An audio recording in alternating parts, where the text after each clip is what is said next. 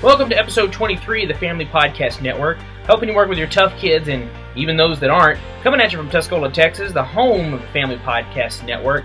I'm your host, Trey Gibson. Well, guys, today we're gonna tackle kind of a hard topic today. I'm gonna talk to you guys a little bit about how do we talk to our kids about death. It was a conversation, a topic that had come up with some of the other listeners that mentioned that they were just kind of worried about some of this. So I felt it prudent to bring up a discussion on how we get into this, because let's admit it can be tough.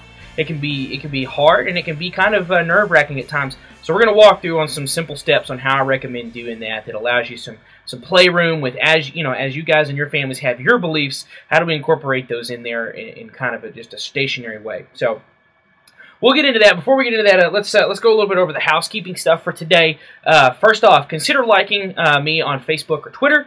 You can follow me on Twitter or like me on Facebook through the Family Podcast Network. I've included links over here, on this right side over here that allows you to click and like me over there. Also consider subscribing to me on iTunes and Stitcher. iTunes, again, allows you to put these on your iPhone devices, your Apple devices, and Stitcher allows you to download an app either to your Apple or your Android devices that allow you to get these podcasts on here. Guys, consider checking out my book list in the upper corner of this bar up here. There are several recommended readings that I think as a parenting I think are absolutely necessary. So get on there, click through on those, and check those books out. You can buy them on Kindle or hard copies through Amazon, either one that you prefer. Also, guys, consider becoming a PTAC. A PTAC is basically a member of the website, a supporting member that helps me grow this site, make it bigger, better, and get you guys more things. PTAC stands for Parents for the Ethical Treatment of Adolescents and Kids, just injecting a little humor into becoming a member.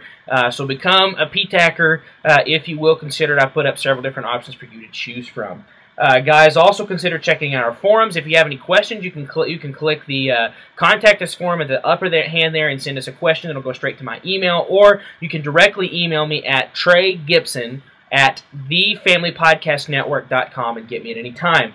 Guys, you can also log in on the same right-hand corner. I'll get this right eventually. On the same right-hand corner over here, you can also log in through Facebook, through Twitter, through Google, through PayPal, through your LinkedIn account, anything else that you want to do. I understand that linking into these and subscribing and filling out all your information gets tedious, so do it that way. It's quick, it's fast, and it's easy now to get signed in with Family Podcast Network. Guys, also consider you can join my FPN newsletter. That you just put your name and your email address in there, and you're just going to get an update. Every time one of my posts come up, you'll be one of the first people that's going to get notified that it is up, and you'll have first access to getting it before the bandwidth begins to drag down a little bit with the downloads.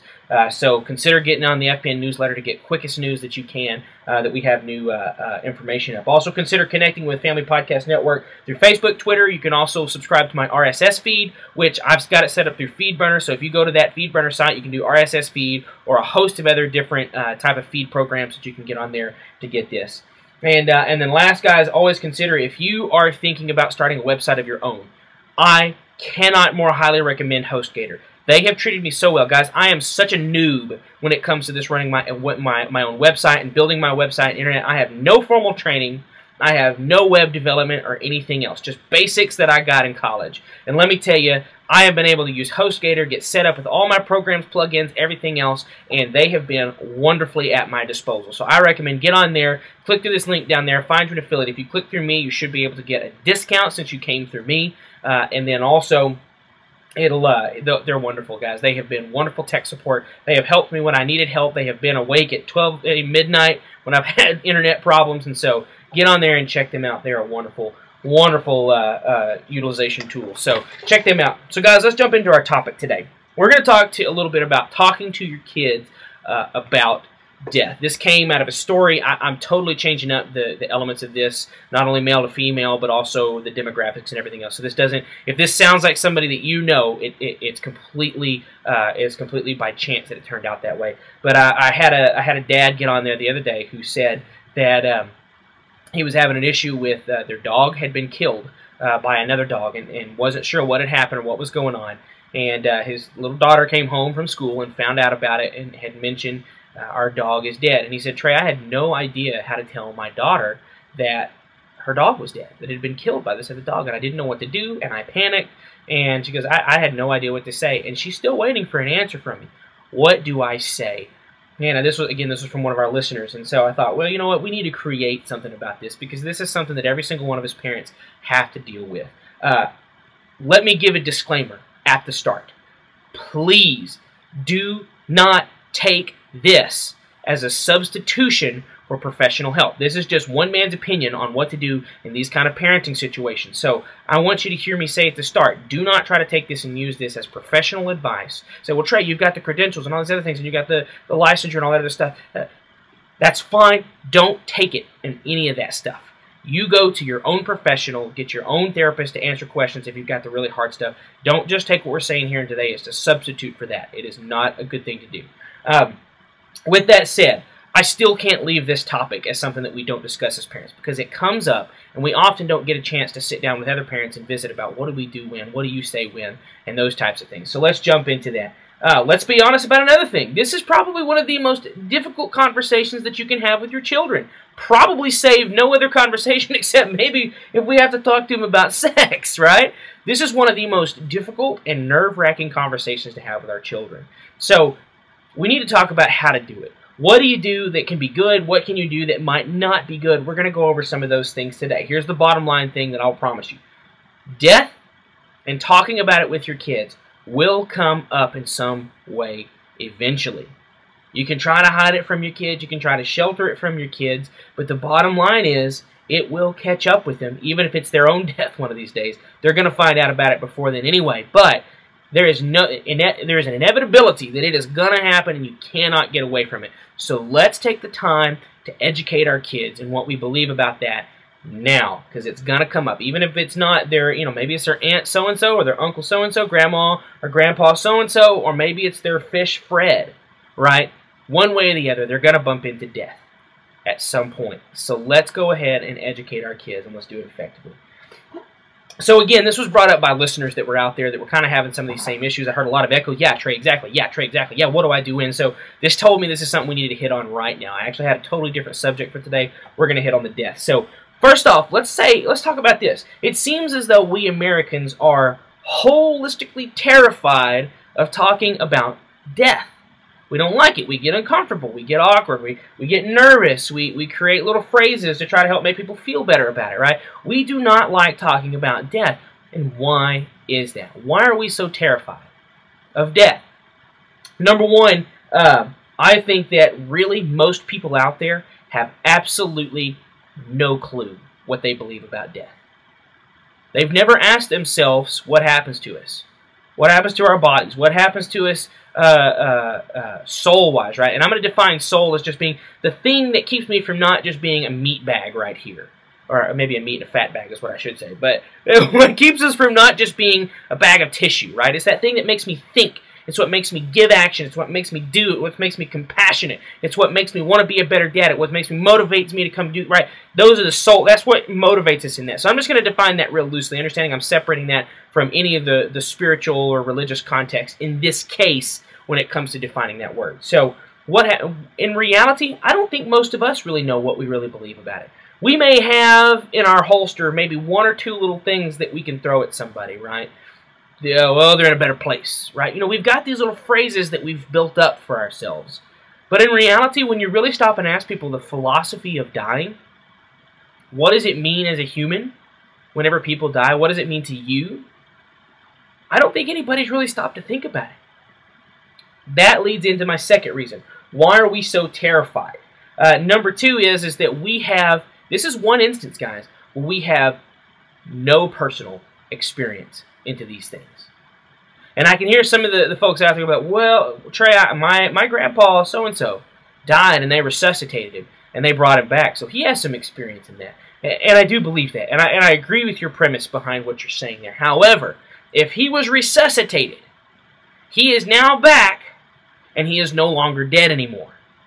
So in reality, that experience that maybe, grandpa had, or maybe that one of your kids who died on the table and was resuscitated, right? They don't have the experience of being long-term dead. They don't have the experience of having died and stayed dead. And none of us have that unless we are. Because in any other case, we've been brought back to life and we are now back to where we were initially, right? And so nobody has it. It's that cake and eat it too paradox, right? You can't have a piece of cake and then eat it as well. because they can't coexist at the same time, right? Because the minute that you eat your cake, it's gone, so you no longer have it. So long as you have it, that means you can't be eating it, right? So it's that paradox. You cannot be dead and be alive, right? So that's my point in this, is we have no real experience about what it is. Nobody really has experience of what it is to be dead and to stay dead. Depending on what your religious beliefs are, some of you may believe that there is one guy who did do that. But, again, that's not the purpose of this topic today to bring that up. The idea behind it is to say that none of us have that experience of being dead and staying dead. So I think that's why we're so terrified of it. We don't know what's going to happen. When you say, well, Trey, I believe in faith that this is going to happen, and that's fine. And I think that's wonderful, and that's an excellent thing. We're going to talk more about that later. But the bottom line is we haven't been there. We haven't experienced it. So I think we all kind of experience a level of fear when it comes down to that. So, is what I believe really true? Is this stuff really going to happen? Am I going to die and it's going to be a black oblivion? Am I going to die and I'm going to be reincarnated as a cow? Am I going to die and am I going to go to heaven? I think we have these questions, and while we believe in faith, I always think there's that gnawing fear in us. Is this really true? So I think we're scared to death to talk about this. But we need to. We've got to get comfortable talking about this. Just like we've got to get comfortable about talking about sex and saying penis and vagina. Forgive me, guys. I'm not trying to make y'all uncomfortable in your seats, but we've got to be comfortable talking about these things, and death and dying as well, because our kids want to know what we think about those things. So let's talk about the top 5 things that I recommend. Top 5 things that I recommend that you need to know as a parent when it comes to talking to your kids about death. Number 1, you need to know what you believe about death. And I mean that on 3 different subcategories of what you need to know about death and what you believe. You need to know the 3 subcategories to that. Number 1, you need to know what you believe about it physically. You need to be able to clearly articulate and say and communicate to your kid what happens to you when you die. What happens? So let's talk about that real quick. What happens? This is the one part that I will answer on. I debated back and forth of what I was going to share today in terms of my belief system. I'm going to share some about what my belief systems are today. Not to push that onto you guys, but so that way you can see how I've integrated that into my questions and how I'm ready to answer these questions with my kids. To the best of my ability, I'm ready to answer these. So I'm going to give a little bit of those, but I'm going to try to stay away from everything. The physical part, I don't mind talking about in its fullness, right? Because we all can agree on that. What happens whenever you die? Here's some basic things that I recommend. Number 1, you stop breathing, right? You stop breathing, you stop oxygenating, you stop breathing oxygen into the lungs, and the alveoli inside the lungs stop pulling and extracting the oxygen and putting it into the bloodstream and pumping it through the body, right? So you stop having that. Second off, the heart eventually stops beating, right? So you begin to have the muscle, the electrical movements that make your muscle move begin to stop. Often your heart will dysregulate and it won't pump right. It's not pumping in the right way, and then eventually it will stop. And so you stop having oxygen move up to the brain, and then last, you stop having brain function. You stop having brain activity, electrical activity in the brain, which is what helps generate a lot of these things that we're talking about. And then eventually the brain functions die, and at least in terms of a body, there is no more existence, right? Those are the basic things of what happens physically. You need to be able to clearly talk to your kids about what happens to the body. You can tell them as simple as this. You stop breathing, your heart stops pumping, and you stop having activity in the brain. You can leave it at that, right? Just know those basic concepts. You can build on those. You can expound on those. If you're a nerd of physiology like me, you can explain the electrical activity and how that ceases in the neurons and the dendrites and the firing and all that. You can explain that to your kids if you want to when they're ready, but you need to know, number 1, what do you believe about it physically? Second off, when it comes to what you need to know what you believe, your second subcategory is this. You need to know about what you believe spiritually, right?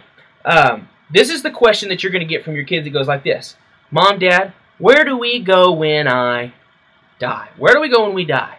You need to be able to have an answer for that. Your answer may be nowhere, sweetie. You stop existing. The electrical functions are what keep you a part of this world, and when those stop, they're gone. Well, say, Trey, is that going to scare them? Is that going to make them afraid? Not if you've got these other answers in line. Now, you need to be careful. Don't answer this question until they ask you. And we're going to get into some more of that here in just a little bit. But don't answer that question until they're ready for it.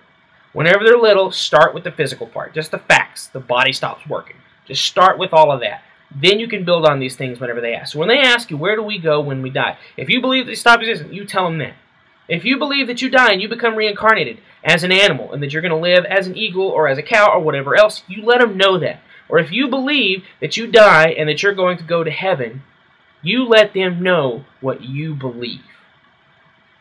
You need to be able to articulate very clearly what you believe about the spiritual aspect of it. And when I say spiritual, you can say religious, or you can just even talk about the soul itself. Where does that, what happens to that? What happens to my ability to think, I am Trey Gibson, and I like to do, what happens to those thoughts whenever it dies? You need to be able to have an answer for it, because your kid will eventually ask it, so long as you have a good relationship with them. Next off, and then last off, when it comes to what do you need to know about death, you need to know what you believe about it mentally. This is that question that you're going to get that goes like this. Mom, Dad, why do we have to die? Why do we have to die? Because inevitably that's right.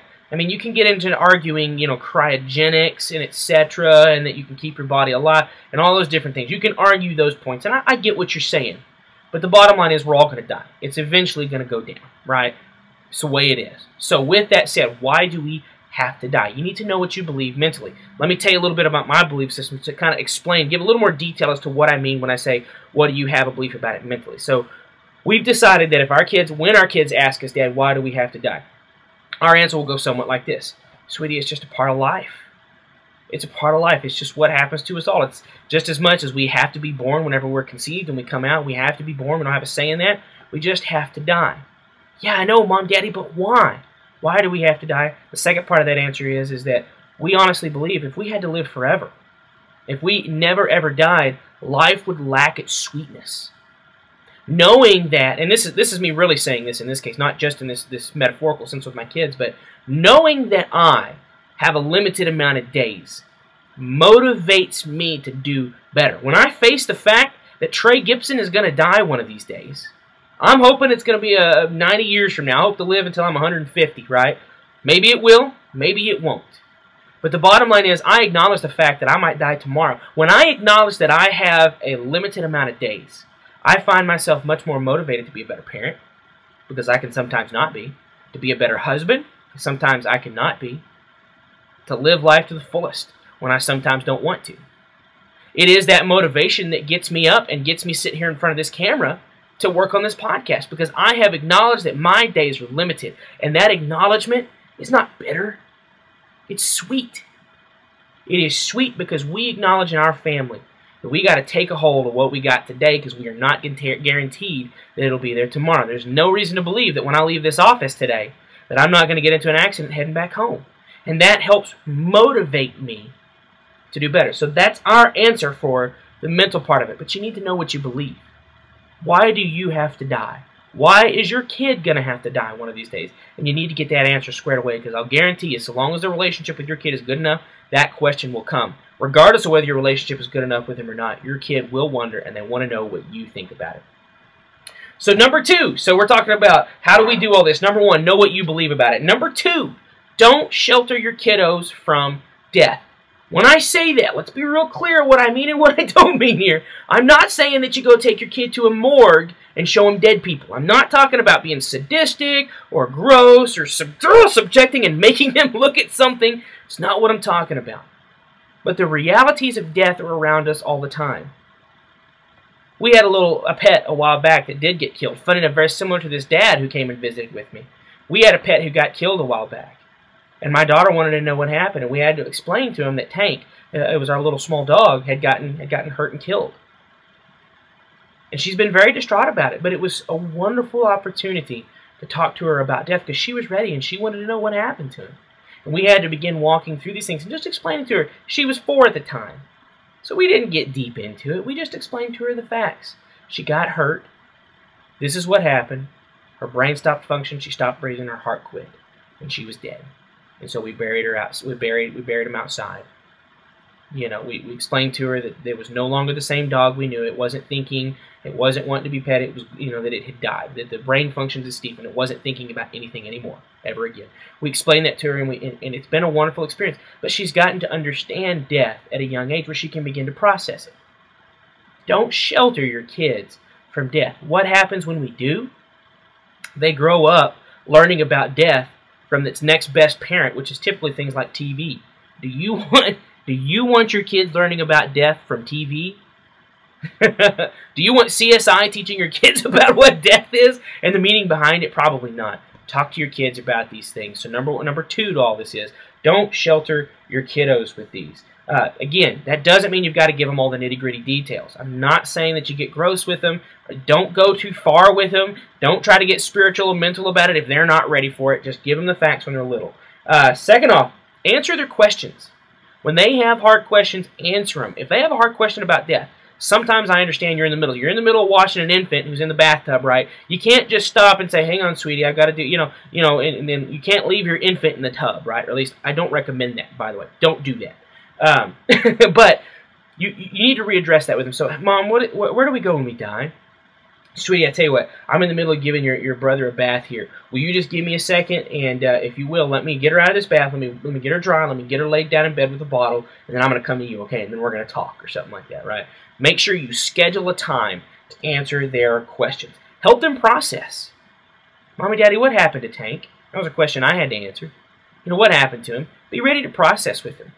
Answer their questions, but don't push it too far. Let them be the one to ask the questions. When it comes to helping them process, that's just kind of a psych term that we use to get people thinking about things and figuring out what they believe about them and what happened. That's all that means. And so you might can ask questions, but make sure they're questions like, so what do you think, sweetie? What do you think about all this? How you feel about these things? Does this have you worried? You can ask them questions like that, but just don't leave it open to let them. As a matter of fact, I even don't recommend saying, does this make you worried? Just leave it be at that. Let them ask the questions. Just do what you need to do to keep the conversation rolling if you need to, but don't lead them down with any questions. Kids do very well with this stuff. Now, we don't like seeing our kids grieve. We don't like it. I understand. I don't like it either. But getting to be a part of the grieving process with our kids can be invaluable, because we can teach kids how to express these fears, these concerns, these worries, these hurts, these sadnesses in good ways. And we do that by letting them hurt. I've had to watch my daughter, who has still mentioned that she's hurt, that we've lost our dog Tank. I've still had to watch her wrestle with that, but that's okay, because I get to be there. I get to talk to her. I get to tell her it's okay to be sad. I'm sad too. It's okay, and we help them walk through those things and process those things. And let the questions come up, as scary and as hard as they may be. Go ahead and figure out what you believe about those 3 questions we just discussed. Go ahead and figure out what you believe about those now, so you can be ready to answer them when they come. When it comes to these, guys, when it comes to not sheltering your kids, my number 1 rule is this. Guys, listen, absolutely 100% imperatively clear. If there's one thing you need, I'm going to get close to the camera for this. If there's one thing that you need from today, it is this statement right here. Do not give your kids euphemisms. What is a euphemism? A euphemism defined as a mild expression substituted for one thought that is considered to be offensive, right? So if I lose my job, right, I might say that I got let go from my job, right? That is using a much more milder term for saying maybe I got fired. Or if I say that, well, I can't think of another one, but that's the basic principle right there, is that anytime you use a mild statement for something else to try to lighten it up, don't do that with kids. Do not, listen to me, repeat after me, I will not use the phrase, they went to sleep.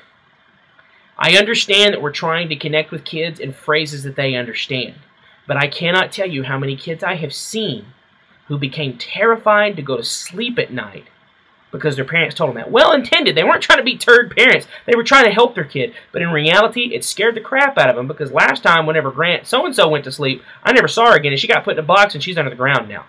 Is that going to happen to me? That really does happen. I remember a family years ago. I didn't work with them, but I remember that they had told their kids that Uncle so-and-so had died. And they said, well, okay, well, what happened? And they said, well, he went away. Seemed fine, everything went good, blah, blah, blah. Are we ever going to see him again, Mom, Dad? No, we're not going to see him again. He went away for good. Then, probably a couple months later, Dad walks in and says, hey, I've got to go on a business trip. And as such, I'm going to be out of the house, and I've got to go away for a little while. Well, guess what the kid did? Kid went ballistic. Started crying and throwing a big fit, and they couldn't figure out what had happened. So after we sat down with him for a little bit, that's where we discovered, he was going away, and Dad was going away, and he freaked out, right? So stay away from those little phrases. They don't help. When they're little, Stick to the facts. So again, when they're young, stick to the facts. Explain the physiological to them when they're itty-bitties. If they're asking questions 2, 3, 4, or whatever else, 5 years old, just stick to the facts of what happened, right? Then, this is the next part. This is number 3. Excuse me, this is number 4. Number 4. Number 4. Build a good relationship with your kid. Trey, what does this have anything to do with death? It has everything to do to death. If you have a good relationship with your kid, are they more or less likely to come ask you more questions about stuff? They are more likely. Now, there's generalities here, but most likely they're going to come and talk to you more. And that is what you want them to do. You want them coming to ask you more questions and not little idiot Johnny at school. You want them to come ask you more questions and not watch CSI and be trying to gather what they think about these things. You want them coming to us so we can convey to them what our beliefs to them are, physically, mentally, and spiritually, right? We need to get those across to them. So build good relationships with your kids, because if you don't have good relationships with your kids, they're probably not going to want to come talk to you, or they're going to be scared to come talk to you, or whatever else, but they're not going to. And they're going to figure these things out of the elsewhere. So build good relationships with your kids. Number 4, answer their questions. Whenever they have questions for you, be ready for them first off. Think about more questions than those 3 that I gave you, right? What happens to our bodies when we die? Where do we go when we die? Why do we have to die? Think about other questions your kids might ask. And be ready for those. Why do people kill other people? You might need to be ready for that. Answer those questions in your mind right now so you can be ready to answer them. So ask your kids their questions when they ask you. That is the qualifier. Remember, don't just go spouting off every single thing. It's the thing that you know about death. Some of death can be scary to a kid. And so let them come to you when they're ready. When their little brains are ready to assimilate that information and you've built that really good relationship up with them, and we talked about that bank account, when you've built that up with them, you'll be able to communicate that with them much more clearly. Give them what they are ready for. They will ask you whenever they are ready for more, right? Give them what they're ready for. When they ask their question, keep it simple, keep it specific, keep it factually based, and stick it to that. And then if they say, well, okay, so that's what happens to their body, but what happens to me when I die? Well, what do you mean, sweetie? I mean, what happens to me as a person? You know, then you can be ready to answer those next questions, but let them lead you down the questions that they want to ask you. And then number 5, and this is the last one, we're going to wrap it up on this. When it comes to talking to your kids about death, relax. Relax. One of the number 1 ways to do that is come to terms with what your belief systems about death are. Figure out what it is that you believe and come to terms with that. And then relax. People aren't going to like this phrase when I say it, but you are going to die one day. I'm not trying to be sadistic. It's just a reality. And you can choose to fight that, resist that, cryogenically freeze yourself if you want to, or you can ignore it and pretend it doesn't happen and keep yourself so busy and keep yourself away from the things that remind us of that. Or you can embrace the fact. I've given you guys one option of a belief system that you can have on it. You can use it as a way to make life sweeter. And let me tell you, it works for me at least. It works for me. My life stays sweeter because I acknowledge I could die at any day. And forgive the cliche, but it allows me to carpe diem my parenting a lot better. So be chewing on this stuff this week. Go ahead and start preparing right now. As you're listening to this, answer those questions. What do you believe happens to the body when it dies? Well, we know that scientifically. We know what happens to the body. Second off, where do we go when we die? And then last of those is why do we have to die? Go ahead and answer those questions right now today, because you never know what your kids are going to go and ask you a question for. And you don't want it to be an awkward, uncomfortable, because your kids will smell it almost. I mean, it's like kids can just smell that parental fear, right? They can almost smell it when we're scared. And if you're scared of that topic, more often than not, kids become terrified of it as well. So take that time this week, chew on that, figure out what you believe on that topic, and prepare yourself for these different things. Guys, I want to say thank you for joining us again for episode 23 of the Family Podcast Network. I appreciate you guys sticking around. I hope this helps you guys. If you have any questions, stop, get on here, contact me in the upper part of this corner up here. Send me an email directly at TreyGibson@thefamilypodcastnetwork.com. That will go directly to my iPhone, and I will be able to pick that up no matter where I'm at, and I will respond to you as soon as I humanly can to get back to you on that. Guys, again, consider sharing this episode. If you've got some family that have had some issues with these things and they're terrified and they don't know what to say, share this on Facebook. Don't even just do that for me. Get this information out to your friends on Facebook and Twitter. Let them know that this is out there. Get this rolling around so that way other folks can get this information. I do not want people having to jump into explaining death to their kids without having some education on it, because there's really good stuff out there. Get them in here so we can talk about this. Also, guys, consider signing up for the site. You can join it right through Facebook, Tumblr, Google Plus One, all those other different social networks that I put in the upper right-hand corner. You can do them through that. Also, consider signing up for the newsletter, as always. And, guys, I always ask, consider becoming a member of our site. As always, I want you guys to be a PTAC member. Remember, PTAC stands for Parents for the Ethical Treatment of Adolescents and Kids. Again, a little humor injected in to become a member. So become a member of the site and help support me. You can do it at exactly, now that I've moved to 5 podcasts a week, you'd be doing it at 20 cents an episode. So if you feel like you can spare a couple of dimes to help support this show, to help me build and grow this, there's many software pieces and equipment that I want to be able to upgrade to make my podcast more efficient for you guys. I'd like to be able to do that. So consider becoming a PTAC member, a PTACer as we're calling them. Guys, thanks for all of you who joined us today. I sure do appreciate you coming out. Remember this, it is all about the relationships with your kids, and always that is the most important part. All the other stuff is just the fringe benefits to it. And you guys have a good week, and we'll see you guys at the next podcast.